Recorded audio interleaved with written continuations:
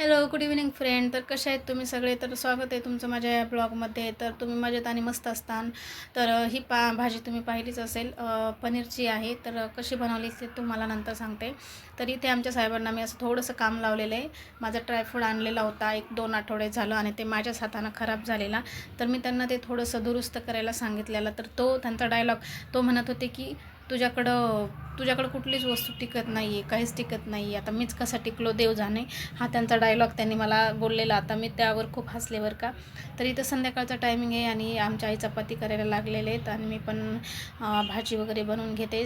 तर आज संध्याकाळच्या जेवणामध्ये काय नाही, मस्त असं स्पेशल काहीतरी पनीरची भाजी, थोडंसं वरण, भात आणि भजी पापड्या आणि चपात्या हे बनवायचा बेत चालू होता. तर इथं मस्त पनीरची तयारी करते मी. कांदा, टोमॅटो वगैरे सर्व मी भाजून घेतलेले ऑलरेडी तेलामध्ये आणि इथे जिरे वगैरे टाकले. त्याच्यानंतर जिरे मोहरी टाकली, कढीपत्ता टाकला. आता मस्त हे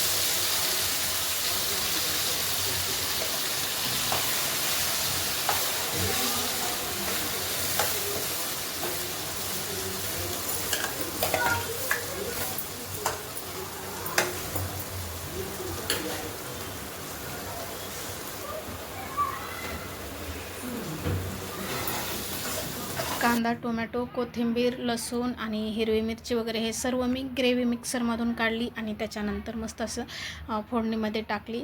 त्याच्यानंतर थोडंसं ती ग्रेव्ही थोडीशी अशी तळू दिली तेलामध्ये, थोडं तेल सुटेपर्यंत आणि लाल चटणी टाकली. त्याच्यानंतर लाल चटणी, मीठ वगैरे, हळद टाकली आणि मस्त हे भाजू दिलं. ह्याला तेल सुटेपर्यंत ठेवलं आणि मस्त वरून एक पाणी टाकलं त्या मिक्सरच्या भांड्यामध्येच, कारण त्याच्यामध्ये पण ग्रेव्ही राहिलेली असते, त्याच्यामुळे त्याच्यामध्येच पाणी टाकायचं आणि मग आपल्याला जसं त्याची क्वांटिटी पाहिजे, पातळ किंवा घट्ट, त्याच्यानुसार पाणी टाकायचं आणि ते पनीर मसाला टाकलेला आहे. थोडंसं पाणी टाकायचं आणि त्याच्यामध्ये मसाला टाकायचं, मिक्स होते म्हणजे ते व्यवस्थित. थोडंसं झाकून ठेवायचं. मस्त अशी भाजीला तरी येते आणि खूप छान वास, इतका छान घमघमीत होता ना, खूपच मस्त. तुम्ही एकदा ट्राय करून पहा. आणि ह्या पनीरची भाजी वगैरे बनवायला ना दुसऱ्या भाज्यापेक्षा थोडंसं म्हणजे तेल जास्त प्रमाणात लागते बरं का. थोडंसं पनीर वगैरे टाकून भाजीला मी उकळायला ठेवलेलं.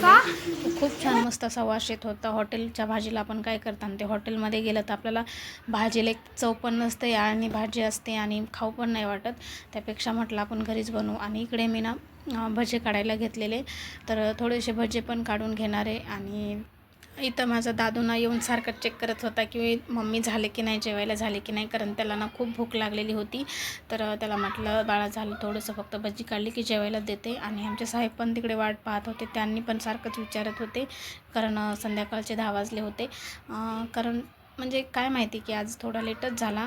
रोज ह्या वेळेला आमचे जेवण जातात, कारण आमच्या जेवणानं लवकरच आम्ही 8 वाजता जेवण करत असतो, कारण आमच्या साहेबांची कधी नाईट वगैरे असते. तर सकाळी मॉर्निंग असली की लवकर झोपायचं असं तर सवय लागलेली आहे की लवकर जेवण करायची, लवकर झोपायची. पण आज असंच बसलो गप्पा मारत, त्याच्यामुळे थोडा लेट झाला आणि मग संध्याकाळी पण जेवायला पण उशीर, झोपायला पण उशीरच झाला. तरी इथं फायनली माझा भाजी वगैरे करून झाली. आता पापड तळून घेते.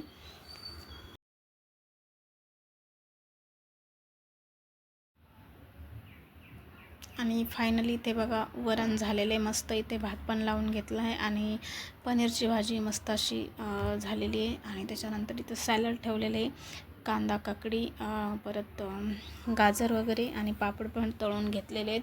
आता इथे ताट लावते आमच्या साहेबांसाठी. आणि भाजी पण कशी झाली नक्की सांगा, मस्त अशी हॉटेलसारखी झाली की नाही मला नक्की कमेंटमध्ये. मस्त असं आम्ही फायनली जेवायला बसलेलो आहेत. आता एवढी छान भाजी म्हटल्यानंतर मुलांना काही दमच पडत नाही जेवायला.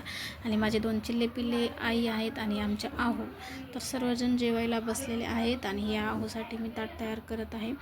तर तुम्हाला ही भाजी कशी झाली किंवा हा माझा ब्लॉग आवडला की नाही मला नक्की कमेंटमध्ये सांगा. आणि आवडला असेल तर नक्कीच माझ्या चॅनलला लाईक आणि सबस्क्राईब करायला विसरू नका. तोपर्यंत बाय बाय, आणि नंतरच भेटूया पुढल्या ब्लॉगमध्ये. आणि ते आमच्या आई पण बसलेले आहेत, सर्व जेवायला बसलेले आहेत. तर या तुम्ही पण जेवण करायला. आणि फायनली आमच्या साहेबांची प्रतिक्रिया बघा काय आहे, तर भाजी बघून कसे बोलतात. त्यांना खूप भाजी आवडली. चला बाय बाय.